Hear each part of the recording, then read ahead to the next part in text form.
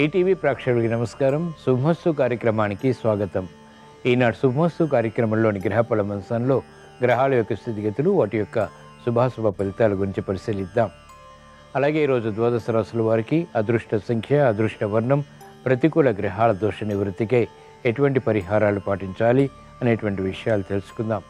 ఈరోజు ఇందువారం లేదా సోమవారం. చంద్రుడి యొక్క పరిపాలన పూర్తిగా ఉంటుంది. శివప్రీతికరమైనటువంటి రోజు. వివిధ రకాల పుష్పాలు ఈశ్వరారాధనలో వినియోగించడం ద్వారా ఎటువంటి ఫలితాలు లభిస్తాయి అనేటువంటి విషయాన్ని శ్రేయస్తంశంలో తెలుసుకుందాం. ముందుగా నేటి పంచాంగ వివరాలు. శ్రీ క్రోధినామ సంవత్సరం, ఉత్తరాయణం, గ్రీష్మ ఋతువు, జ్యేష్ఠ మాసం, బహుళపక్షం. ఈరోజు తిథి బహుళ దశమి ఉదయం 11 గంటల వరకు ఉంది. ఈరోజు నక్షత్రం అశ్విని ఉదయం 7 గంటల 38 నిమిషాల వరకు, అనంతరం నక్షత్రం భరణి. రాహుకాలం ఉదయం 7 గంటల 30 నిమిషాల నుంచి 9 గంటల వరకు. ఇప్పుడు గ్రహాల స్థితిగతులు పరిశీలిద్దాం. బృహస్పతి సంచారం వృషభ క్షేత్రంలో, రవి శుక్రుల సంచారం మిథున క్షేత్రంలో, బుధ సంచారం కర్కాటక క్షేత్రంలో, కేతు సంచారం కన్యా క్షేత్రంలో, శని సంచారం కుంభక్షేత్రంలో, రాహు సంచారం మీన క్షేత్రంలో, కుజ సంచారం మేష క్షేత్రంలో. ఇక్కడ కుజుడికి శనికి స్వక్షేత్ర స్థితి, మూల త్రికోణ స్థితి, శనికి వక్రస్థితి. ఇది ఈ రోజున్నటువంటి గ్రహస్థితి. ఈ గ్రహస్థితి ఆధారంగా ద్వాదశ రాశుల వారికి ఏర్పడేటువంటి శుభాశుభ ఫలితాలు సూచనప్రాయంగా గోచారపరంగా తెలుసుకుందాం. ముందుగా మేషరాశి.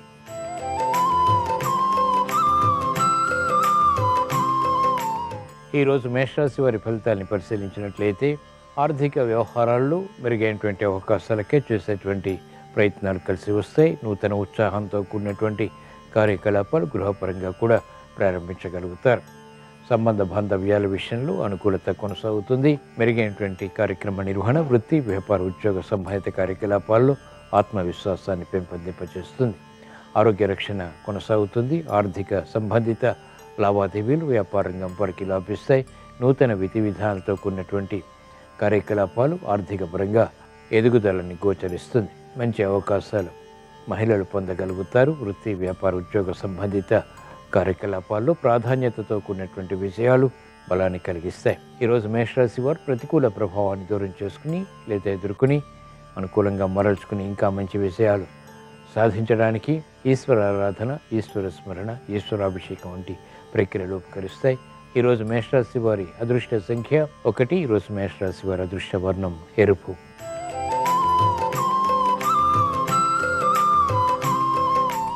ఈరోజు వృషభ రాశి వారి ఫలితాన్ని పరిశీలించినట్లయితే ఆరోగ్య విషయంలో చిరు సమస్యలు తలెత్తుతాయి.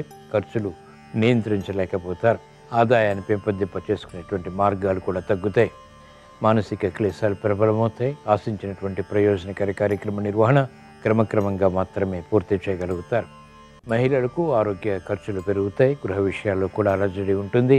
నియంత్రించలేనటువంటి కార్యకలాపాల ద్వారా ఏర్పడినటువంటి సమస్యలు జటిలమవుతాయి.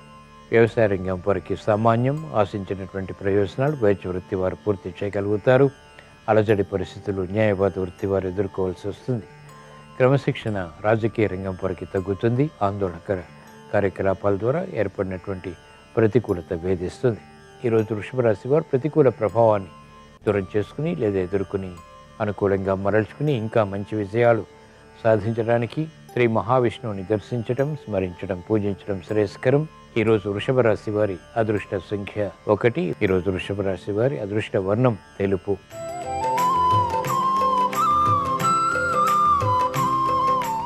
ఈరోజు మిథున రాశి వారి ఫలితాన్ని పరిశీలించినట్లయితే అలంకరణకి ప్రాధాన్యతనిస్తారు. ఆధిక్యతతో కూడినటువంటి కార్యకలాపాలు కొనసాగించగలుగుతారు. సంభాషణ రుచిస్తాయి. యుక్తితో వ్యవహరించి చేపట్టినటువంటి కార్యకలాపాల్లో సమస్యల్ని అధిగమించగలుగుతారు. ఆలోచన సంపత్తి పెరుగుతుంది. మహిళలకు అత్యంత అనుకూల పరిస్థితులు ఆర్థికంగా దగ్గరవుతాయి. కార్యక్రమ నిర్వహణలో నైపుణ్యం విద్యార్థులు ప్రదర్శించగలుగుతారు. సూక్ష్మత పెరుగుతుంది. మెరుగైనటువంటి అవకాశాలు రాజకీయ రంగం వారికి లభిస్తాయి. అనాలోచిత నిర్ణయాల ద్వారా తీసుకున్నటువంటి కార్యకలాపాలు న్యాయవాద వృత్తి వారిని వేధిస్తాయి. అయినప్పటికీ అంతిమంగా పరిష్కరించుకోగలుగుతారు. ఈరోజు మిథున రాశి వారు ప్రతికూల ప్రభావాన్ని దూరం చేసుకుని ఎదుర్కొని అనుకూలంగా మరల్చుకుని ఇంకా మంచి విషయాలు సాధించడానికి మహాకాళి అమ్మవారిని దర్శించడం, స్మరించడం, పూజించడం శ్రేయస్కరం. ఈరోజు మిథున రాశి వారి అదృష్ట సంఖ్య 5. ఈరోజు మిథున రాశి వారి అదృష్ట వర్ణం ఆకుపచ్చ.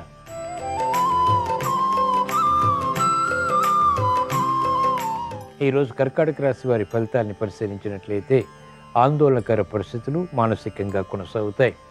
సందిగ్ధత ఆర్థిక పరంగా ఉంటుంది. నిర్ణయాలు వేగవంతంగా తీసుకోలేకపోతారు. శ్రమ అధికమవుతుంది. చేపట్టినటువంటి కార్యకలాపాల్లో లోపాలు కూడా వెలుగులోకి వస్తాయి. ఒక్కసారిగా చేపట్టినటువంటి కార్యకలాపాల్లో ప్రతికూలత కూడా ఎదురవుతుంది. ఎదుర్కొని అంతిమంగా విషయాలు సాధించగలుగుతారు.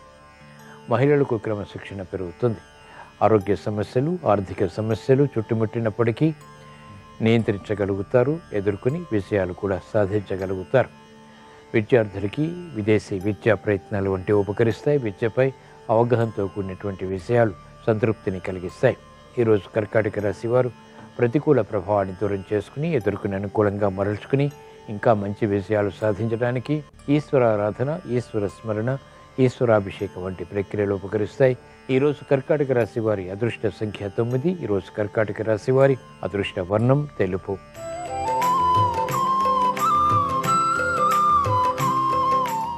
ఈరోజు సింహరాశి వారి ఫలితాన్ని పరిశీలించినట్లయితే చేపట్టినటువంటి కార్యకలాపాలు వేగవంతంగా కలిసి వస్తాయి. శ్రమ అధికంగా ఉన్నప్పటికీ చేపట్టినటువంటి కార్యకలాపాల్లో ప్రోత్సాహాన్ని పెంపొందింప చేసుకోగలుగుతారు.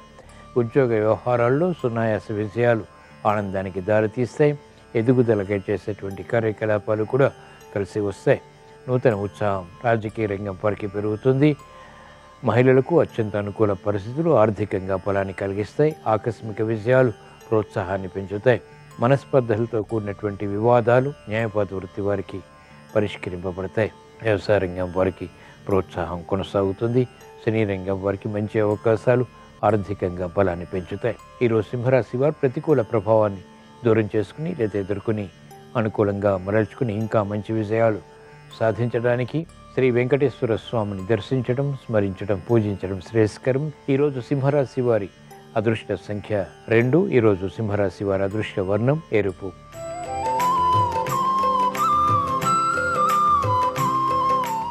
ఈరోజు కన్యారాశి వారి ఫలితాన్ని పరిశీలించినట్లయితే శుభవార్తలు వింటారు. శుభ సంఘటనలు గృహంలో చోటు చేసుకుంటాయి. కార్యక్రమాల్లో నేర్పరితనం పెరుగుతుంది. చాకచక్యంగా వ్యవహరించి సంభాషణల ద్వారా ఇతరులను ఆకట్టుకుని క్లిష్ట సమస్యలు వేగవంతంగా పరిష్కరించుకునేటువంటి శక్తి సామర్థ్యాలు పెంపొందింప చేసుకోగలుగుతారు. గృహ విషయాల అనుకూలం. అదృష్ట సంఘటనలు గృహపరంగా కూడా ఆత్మవిశ్వాసాన్ని పెంపొందింప చేస్తాయి. విద్యార్థులకి అత్యంత అనుకూల కాలం. మహిళలకు ఆర్థిక రక్షణ, ఆరోగ్య రక్షణ బలాన్ని కలిగిస్తాయి. మంచి నిర్ణయాలు న్యాయవాద వృత్తి వారు తీసుకోగలుగుతారు. క్రమశిక్షణతో కూడినటువంటి ఆలోచన సంపత్తి వైద్య వృత్తి వారికి ఉపకరిస్తుంది. గుర్తింపును తెచ్చిపెడుతుంది. ఈరోజు కన్యారాశి వారు ప్రతికూల ప్రభావాన్ని దూరం చేసుకుని లేదా ఎదుర్కొని అనుకూలంగా మరల్చుకుని ఇంకా మంచి విషయాలు సాధించడానికి శ్రీ మహావిష్ణువుని దర్శించడం, స్మరించడం, పూజించడం శ్రేయస్కరం. ఈరోజు కన్యారాశి వారి అదృష్ట సంఖ్య 5. ఈరోజు కన్యారాశి వారి అదృష్ట వర్ణం ఆకుపచ్చ.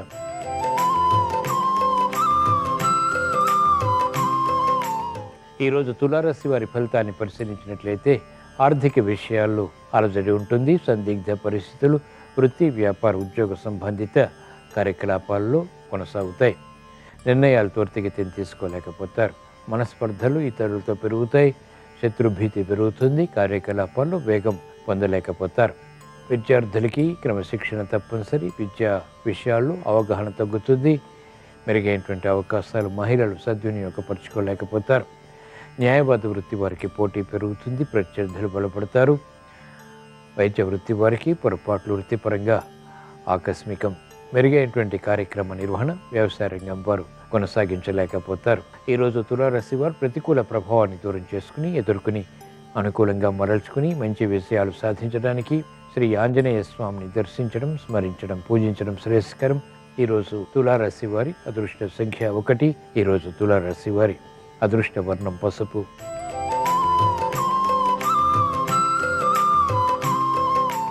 ఈరోజు వృశ్చిక రాశి వారి ఫలితాన్ని పరిశీలించినట్లయితే సంబంధ బాంధవ్యాలు మెరుగవుతాయి. స్నేహితుల ద్వారా లబ్ధి చేకూరుతుంది.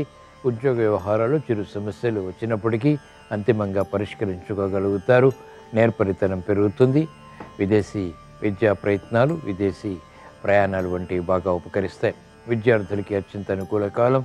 మహిళలకు గృహ విషయాల్లో అనుకూలత కొనసాగుతుంది. ఆశాజనకమైనటువంటి వాతావరణం ఆర్థికంగా కూడా కలిసి వస్తుంది.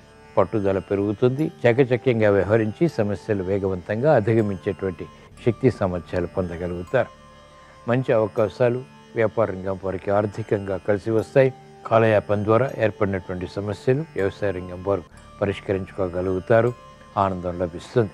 ఈరోజు వృశ్చిక రాశి వారు ప్రతికూల ప్రభావాన్ని దూరం చేసుకుని లేదా ఎదుర్కొని అనుకూలంగా మరల్చుకుని ఇంకా మంచి విషయాలు సాధించడానికి శ్రీ అనంత పద్మనాభ స్వామిని దర్శించడం, స్మరించడం, పూజించడం శ్రేయస్కరం. ఈరోజు వృశ్చిక రాశి వారి అదృష్ట సంఖ్య 9. ఈరోజు వృశ్చిక రాశి వారి అదృష్ట వర్ణం తెలుపు.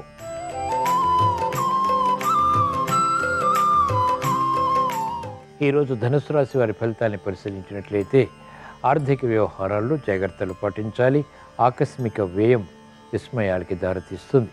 క్రమశిక్షణ తగ్గుతుంది. గతంలో కన్నా మెరుగైనటువంటి పరిస్థితులు క్రమక్రమంగా తగ్గుతాయి. ఆశాజనకమైనటువంటి వాతావరణం ఆర్థికంగా మాత్రం కొనసాగుతుంది. మహిళలు ఆరోగ్య విషయంలో చిరు సమస్యలు ఎదుర్కోవాల్సి వస్తుంది. విద్యార్థులకి మంచి అవకాశాలు విద్యాపరంగా లభిస్తాయి. కార్యకలాపాల్లో వేగం న్యాయపద వృత్తి వారికి తగ్గుతుంది. అనుకోనటువంటి సమస్యలు వైద్య వృత్తి వారికి వృత్తిపరంగా తారసపడతాయి. మనస్పర్ధలు, భాగస్వాములతో కూడినటువంటి విరోధాలు వ్యాపార రంగం వారికి ప్రారంభమవుతాయి. కాబట్టి సంభాషణల విషయంలో జాగ్రత్తలు వహించాలి. ఈరోజు ధనుస్సు రాశి వారు ప్రతికూల ప్రభావాన్ని దూరం చేసుకుని ఎదుర్కొని అనుకూలంగా మరల్చుకుని ఇంకా మంచి విషయాలు సాధించడానికి శ్రీ మహావిష్ణువుని దర్శించడం, స్మరించడం, పూజించడం శ్రేయస్కరం. ఈరోజు ధనుస్సు రాశి వారి అదృష్ట సంఖ్య 1. ఈరోజు ధనుస్సు రాశి వారి అదృష్ట వర్ణం తెలుపు.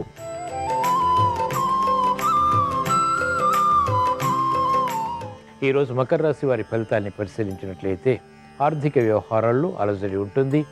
నేర్పరితనంతో కూడినటువంటి నిర్ణయాల ద్వారా సమస్యల్ని అధిగమించగలుగుతారు. ఆలోచన సంపత్తి పెరుగుతుంది. విజ్ఞతతో కూడినటువంటి నిర్ణయాలు తీసుకుని తద్వారా సమస్యల్ని అధిగమించగలుగుతారు. కాలయాపన వృత్తిపరంగా కొనసాగుతుంది. ఉద్యోగ వ్యవహారాల్లో ఆందోళన నియంత్రించగలుగుతారు. వ్యాపార వ్యవహారాల్లో తీసుకున్నటువంటి నిర్ణయాలు స్థిరంగా కొనసాగించేటువంటి పరిస్థితులు కూడా ఆనందానికి దారితీస్తాయి. మంచి నిర్ణయాలు మహిళలు తీసుకోగలుగుతారు. శ్రమ అధికంగా ఉన్నప్పటికీ చేపట్టినటువంటి కార్యకలాపాల్లో సందిగ్ధత ఉన్నప్పటికీ మెరుగైనటువంటి కార్యక్రమ నిర్వహణ ద్వారా అనుకూలత సాధించగలుగుతారు. ఈరోజు మకర రాశి వారు ప్రతికూల ప్రభావాన్ని దూరం చేసుకుని ఎదుర్కొని అనుకూలంగా మరల్చుకుని ఇంకా మంచి విషయాలు సాధించడానికి శ్రీ లక్ష్మీనారాయణని దర్శించడం, స్మరించడం, పూజించడం శ్రేయస్కరం. ఈరోజు మకర రాశి వారి అదృష్ట సంఖ్య 6. ఈరోజు మకర రాశి వారి అదృష్ట వర్ణం తెలుపు.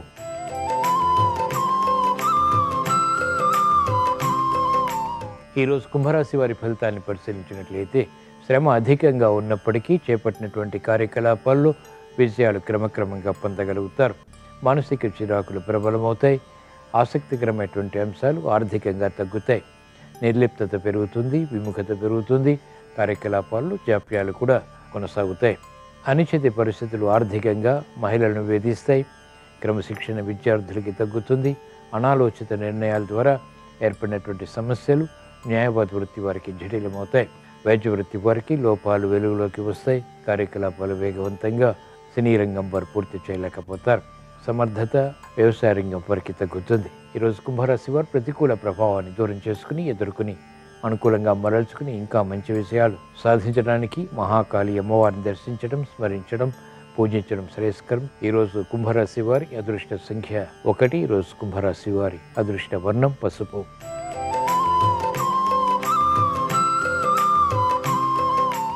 ఈరోజు మేన్ రాశి వారి ఫలితాన్ని పరిశీలించినట్లయితే శారీరక శ్రమతో కూడినటువంటి విషయాలు సాధించగలుగుతారు. ప్రతి పని పదే పదే చేయవలసినటువంటి ఆవశ్యకత ఉంటుంది. తీసుకున్నటువంటి నిర్ణయాలు మంచివి అయినప్పటికీ ఇతరులు అపార్థం చేసుకునేటువంటి సంఘటనలు కొనసాగుతాయి. వాహన విషయాల్లో జాగ్రత్తలు పాటించాలి. ఆర్థిక విషయాల్లో కూడా జాగ్రత్తలు తప్పనిసరి. ఆరోగ్య సమస్యలు ఆకస్మికం. మెరుగైనటువంటి అవకాశాలు రాజకీయ రంగం వారు పొందలేకపోతారు. అనిశ్చిత పరిస్థితులు మహిళలు గృహపరంగా ఎదుర్కోవాల్సి వస్తుంది. కార్యక్రమ నిర్వహణలో నైపుణ్యం క్రీడారంగం వారికి తగ్గుతుంది. ప్రత్యర్థులు బలపడతారు. న్యాయపాత వృత్తి వారికి ఆర్థిక విషయాల్లో అలసటి కొనసాగుతుంది. ఈరోజు మీన రాశి వారు ప్రతికూల ప్రభావాన్ని దూరం చేసుకుని ఎదుర్కొని అనుకూలంగా మరల్చుకుని ఇంకా మంచి విషయాలు సాధించడానికి శ్రీకృష్ణ పరమాత్మని దర్శించడం, స్మరించడం, పూజించడం శ్రేయస్కరం. ఈరోజు మీన రాశి వారి అదృష్ట సంఖ్య 3. ఈరోజు మీన రాశి వారి అదృష్ట వర్ణం తెలుపు. ఇవి ఈరోజు ద్వాదశ రాశుల వారికి ఏర్పడేటువంటి శుభాశుభ ఫలితాలు. ద్వాదశ రాశుల వారికి మానసిక ప్రశాంతతతో కూడినటువంటి విజయాలు కలగాలని ఆశించినటువంటి ప్రయోజనకర కార్యక్రమ నిర్వహణ నిర్విఘ్నంగా కొనసాగించి ఉత్తమ సాధన పొందాలని, కార్యక్రమాలు వేగవంతంగా పూర్తి చేసి అనుకూలత సాధించాలని సోమవారం సందర్భంగా ఈశ్వరుణ్ణి స్మరిస్తూ ప్రార్థిస్తూ స్వస్తి.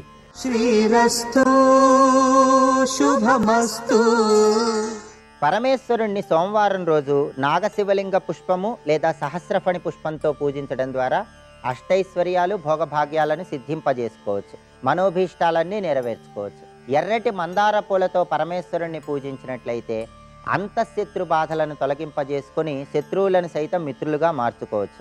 పద్మపుష్పాలతో పరమేశ్వరుని సోమవారం పూజించడం ద్వారా ఆదాయ మార్గాలు పెంపొందింపజేసుకోవచ్చు. జాజి పూలతో పరమేశ్వరుణ్ణి పూజించినట్లయితే వాహన లాభం కలుగుతుంది. సన్నజాజి పూలతో పరమేశ్వరుణ్ణి పూజించడం ద్వారా వివాహపరమైనటువంటి ఆటంకాలన్నీ తొలగింపజేసుకొని వివాహ ప్రాప్తిని సిద్ధింపజేసుకోవచ్చు. గన్నేరు పూలతో పరమేశ్వరుణ్ణి పూజించడం ద్వారా అనారోగ్య సమస్యల తీవ్రతను తగ్గింపజేసుకుని ఆరోగ్య ప్రాప్తిని పొందవచ్చు. సంపంగి పూలతో పరమేశ్వరుణ్ణి పూజించడం ద్వారా ఉద్యోగ వ్యవహారాల్లో విజయం చేకూరుతుంది. తొడిమిలేని తుమ్మి పూలతో పరమేశ్వరుణ్ణి పూజిస్తే మనోభీష్టాలు సులభంగా నెరవేరుతాయి.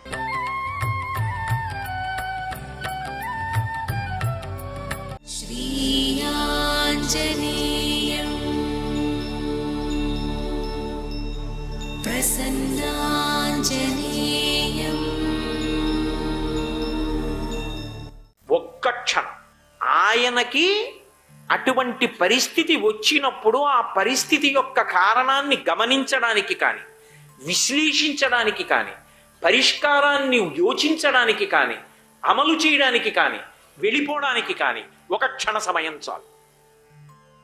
ఎక్కడైనా విన్నారా మీరు అటువంటి వ్యక్తి గురించి? అంతకన్నా బుద్ధిమంతుడు లోకంలో ఉంటాడా ఇహ? అందుకే బుద్ధిమతాం వరిష్టం అన్నారు. వరిష్టం అంటే ఇక ఆయన కన్నా అని చెప్పడం సాధ్యం కాదు. ఇప్పుడు బుద్ధిమతాం వరిష్టం వాతాత్మజం. ఆయన వాయుపుత్రుడు, వానరయూథ ముఖ్యం. ఇది ప్రాణప్రదమైన మాట. ఇది తులసీదాసు గారు మర్చిపోరు. వానరానామధీశం అంటారు. ఎందుకు ఆ మాటలు అస్తమానం అండం? వాతాత్మజం వానరయూథ ముఖ్యం అనడానికి కారణం, అసలు ఎంతమంది వానరులున్నా, ఎంత గొప్ప గొప్ప వానరులున్నా హనుమ అనబడేటటువంటి వారు ఒక్కరు లేకపోతే వీళ్ళెవ్వరూ లేరు.